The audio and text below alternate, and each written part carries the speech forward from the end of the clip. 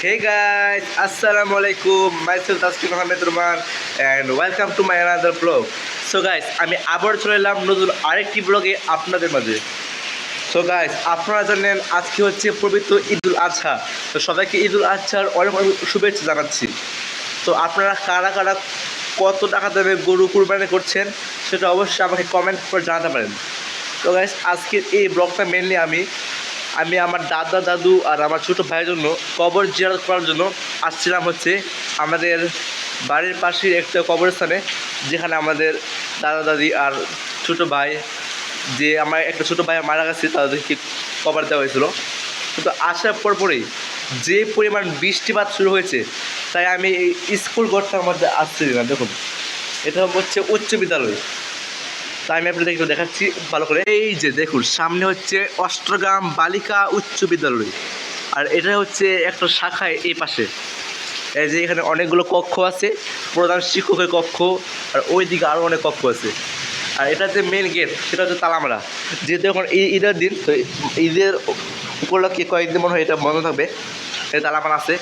আমি ফার্স্টে ওই সামনে যে দেখতে পাচ্ছেন মানে উচ্চ বিদ্যালয়ের যে গেটের নিচে আশ্রয় নিতে চাচ্ছিলাম, কিন্তু সেখানে বৃষ্টির জন্য, বৃষ্টি আর বাতাসে সব পানি এইদিকে চলে আসছে। এদিকে আসার পরে এখন আমার প্যান্ট সব ভিজে যাবে আমার। এই জন্য মূলত আমি এই স্কুল ঘরটার মধ্যে আশ্রয় নিলাম। তো গাইস, বুঝতেই তো পারলেন কী একটা অবস্থা চলতেছে। আজকে যদি বৃষ্টি না আসতো তাহলে অনেক ভালো হতো, কারণ এখন মানুষ হচ্ছে কুরবানি গরু কাটাকাটি নিয়ে ব্যস্ত। এর মধ্যে বৃষ্টি আসলে তাদেরও অনেক সমস্যা হয়।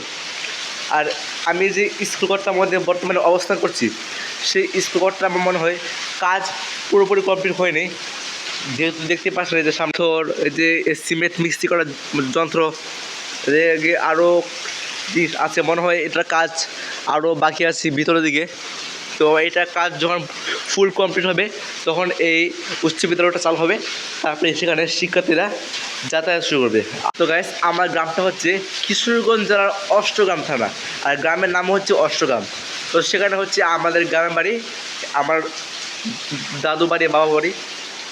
তো আমি থাকি হচ্ছে অষ্টগ্রামের যে এলাকাটা থাকি, সে এলাকাটা হচ্ছে হিন্দু এলাকা। তো সেই এলাকায় হিন্দুরা থাকে, আবার মুসলমান থাকে। তো সেই এলাকার নাম হচ্ছে দত্তপাড়া। আর আমি এখন আছি দত্তপাড়া থেকে মনে হয় রাস্তা দিয়ে হেঁটে এই কবরস্থানটার মধ্যে আসলাম। সামনে যে কবরস্থানটা, সেই কবরস্থানটার মধ্যে আমি আসলাম। তো গাইস, সবাইকে ঈদের অনেক অনেক শুভেচ্ছা। তো আপনারা আপনাদের গরু মাংস কাটে যাদের যতটুকু মাংস দেওয়া দরকার, মানে মাংসটাকে 3 ভাগ করে, 1 ভাগ গরিব দুঃখী পাড়া প্রতিবেশীদের, 1 ভাগ আত্মীয় স্বজনদের, আর অন্য 1 ভাগ নিজেদের জন্য রাখেন। তো সবাই ভালো থাকেন, সুস্থ থাকেন, আর আপনাদের কুরবানি গরুর দাম কমেন্ট বক্সে লিখে দেন। আল্লাহ হাফেজ।